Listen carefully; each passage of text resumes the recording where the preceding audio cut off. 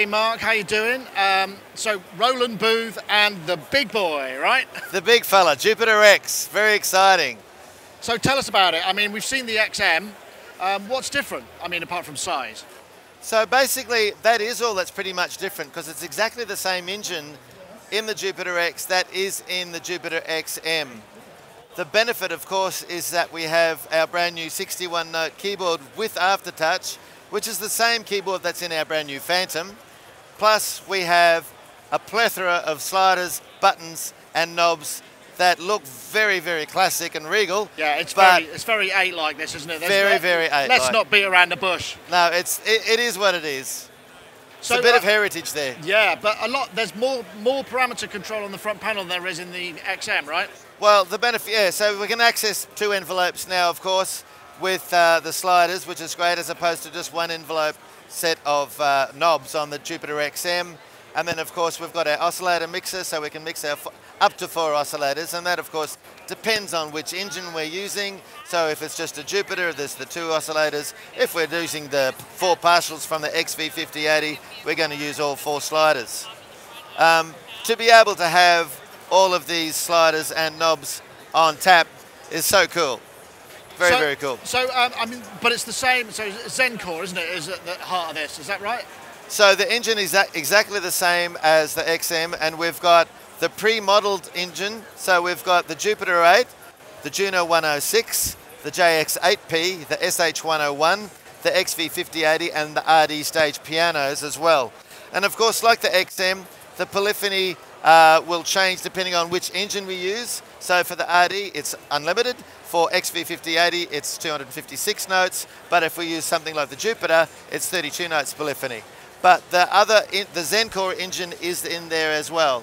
So we've just basically made this announcement that Zencore will be, because the Zencore engine is the same in the Jupiter as it's in the Phantom, it's in the MC101, the MC707, and it's also in the Axe Edge. So there will be opportunity to swap patches that were done on the Zencore engine from one machine to another, which is very cool. Right, interesting. Well, I guess you must have some patches that we can have a listen to, right? Absolutely, absolutely. So let's go with some of my favorites.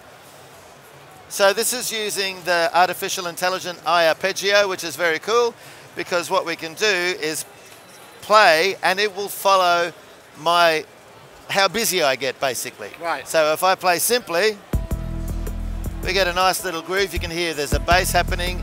There's the drum machine ticking away. I think it's a CR78. And another little sort of a pad happening underneath. But if I play more aggressively, other parts will start to happen and the drum machine will be doing more things.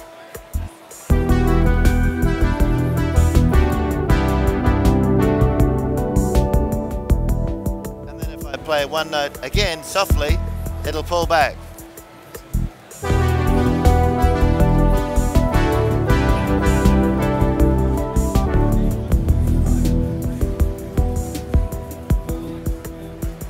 Sound good. The nice converters in these. Beautiful. It sounds beautiful.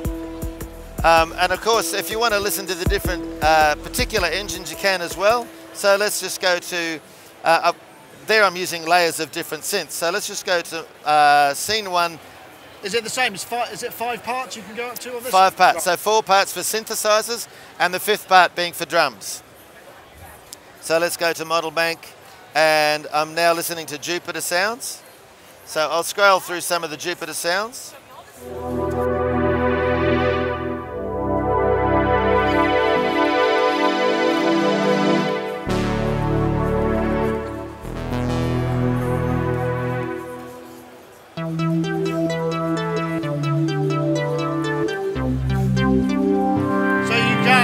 Classic left-right split like you would on the Jupiter, right? So you can actually. But you can, yeah, you can set up splits. You can do that. You can do that. So what about outputs? Can you output the lower and the upper separately? Have you got multiple outputs here, like an aux out, or is it just a stereo out on the? It's a stereo output. Right. Okay. Yeah. All right. Cool. But the really cool thing is that when you're using the Arpeggiator, that if you hook it up using USB, of course, it's going to transmit MIDI as well as audio at 24-bit, 192 kilohertz into your laptop.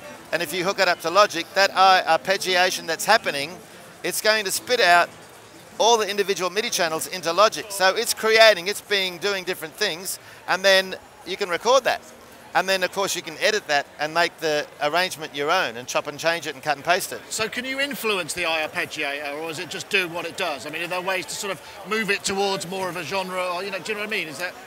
There are ways of creating your own arpeggiations as well. So there's a whole heap of different ones that you can choose from that's in there. There's a whole heap of different rhythms that you can choose from, but you can get in there and create your own through step time.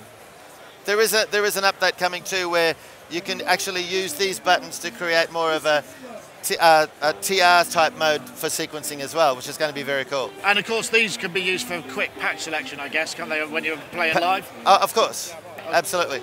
So the X has sort of been announced quite recently. Do you know what the price is of it? I'm sorry? Do you know what the price of the X is and when it's available?